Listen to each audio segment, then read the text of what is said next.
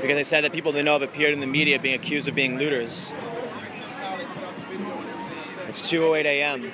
So we're just hearing now from the locals here. I can't shoot their faces that they were they're trying to avoid being. Nothing about the robbery or that Michael Brown was a suspect in said robbery. So that being known, and yet the media is still spinning it over and over and over. It's a part of race. It's embedded in this country. This country is built on race. People say this country is built on freedom and all this and the third. No, it was encoded in the laws that certain people weren't people. That were 3/5 of a person with tax purposes intended. Like, that is a known fact. So to people to go, this is a post-racial America, this and the third, then no, it's so much shit structurally like embedded within the fabric of the Constitution itself that racism is embedded. It's so smart. Can I explain the saying it? Sure. I think it's an important point, and I will include it. Okay. Wait, who are you with though? With Vice. Oh, hell yeah, let's do Vice. Me too. Can you read it? So the problem is that people don't trust the media right now is because the media is a part of the whole system that from the very beginning of this country has been embedded within it. Embedded within the Constitution itself is that racism is embedded in it. So black people from the very beginning, from the very start, when they said that we are here for liberty and freedom, they meant it for white male taxpayers. Black people were 3/5 of a person with tax purposes intended. So within the documents that founded this country that we base all our laws on, that in itself, racism is embedded in it. So to try to fix structural racism where we're going to do one little thing here or one little thing there, that's not enough. That's not how it works. To fix racism, you have to rebuild the system from the ground up. So even though you have things like the 13th Amendment, the 18th Amendment, you have different amendments that try to fix the racism embedded within it, you have to also with the people itself. You have the St. Louis Dispatch actually did a thing yesterday. Today they went over to Florissant and asked white people in Starbucks, what do you think about what's going on in Ferguson? First off, most of them weren't even watching the news and had no idea what happened, but they knew a boy was killed and their reactions were, well, what did he do to deserve it? I know he did something. That is embedded within the system. That is embedded within white privilege and within just the country itself, that people are bad because they deserve it. We have this whole puritanical system that is set up from the people who got kicked out of England for being too radical, that they were like, oh, you gotta go.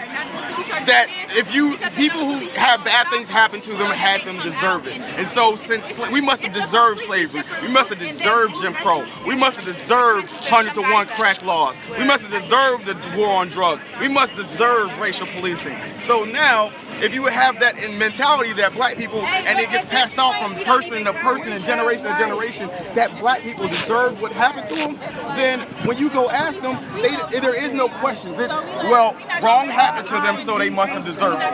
And that's why people don't trust the media, because the media runs with that same narrative, because if they try to do something fair and balanced, like Fox News says they do, if you try to run fair and balanced, you can't, because fair and balanced means, what does our audience want to hear from the news? What does our audience think the news is? And so we give them that. We don't, and that's the problem with partiality within news, partisanship in news. There's so much partisanship. You got MSNBC on the left. You have CNN that tries to be in the middle, but they're really more like Obama, middle right. And then you have Fox News, which is insanity. So that's the problem. No one's actually talking about the news. It's talking about what they think the news is, what they think of the news. There's no news channel that's saying, this is what happened, draw your own conclusions. That's the problem. We have made this country so bereft of critical thinking and thought and ability to process knowledge that the issue is going to be to get people to think about issues for themselves and go, here are the facts, draw your own conclusions. No, people go, well, so now what should I think? I'm going to listen to Glenn Beck. That's why they had the joke about when Dave Chappelle was talking about Ja Rule. He was like, why would people ask Ja Rule what he thinks on 9/11? Like, no one's asking for his opinion. No one cares about his opinion. No one wants to dance. I'm scared to death. that's the problem. We ask for people. We care about Kim Kardashian's opinion on. Someone's going to ask Kim Kardashian about Ferguson looting. No one cares about what Kim Kardashian thinks. What is Kim Kardashian? Not a political scientist. She's not a sociologist. She doesn't study history. No one cares about that. But for some reason, our country is built on deferring to authority. And the problem is there is no real authority. Everybody's authority is different. Some people believe a doctor. Some people believe Jenny McCarthy when it comes to vaccines. Some people believe Kim Kardashian when it comes to makeup. Some people believe scientists when they say this is dangerous and it has chemicals in it.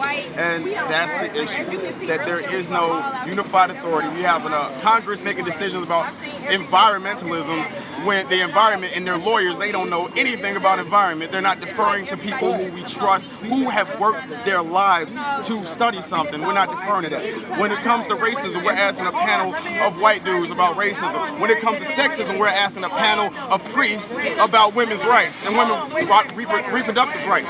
It's insanity around here. We trust people that aren't in the arena that they should be speaking in. And that's why we don't trust the media, because they're in the arena of blackness and black experience, and no one cares about the black experience until something bad happens, and then it's used as a tool to paint us as evil, as destructive, as animals, as everything else. That's why you had stuff like AP during Hurricane Katrina. White guy foraging for food, black people looting. AP ran with that. No one checked him. There was never an apology. There was never a retraction. That's the issue. And if we want to fix the issues, we have to fix the issues from the ground up. And it's the media's responsibility to be fair and correct. Y'all have to show the unity that's been out there today. And you have to show that. And you have to show the unity. You can't. You got your Vice. Vice is dope. No, Vice is dope. Vice dope. I was curious. You are awesome. Greg Thomas. Make sure you quote me. I am an information security engineer that works in Chicago. So. And I speak at diversity. I speak about diversity in technology and in hacker spaces. So, because I'm a hacker for a living. So, I speak about the fact that there's only 3-4 black dudes most, and it's 98% white males. So I try to increase diversity and talk about how we get more diversity in that field. So. Thanks, man. No problem. Yes. Yes, I am. MINOSSEC. Minosec. If you look at anything from like different B-sides conferences, I speak at those. All my videos and stuff are on there. So. Okay, cool.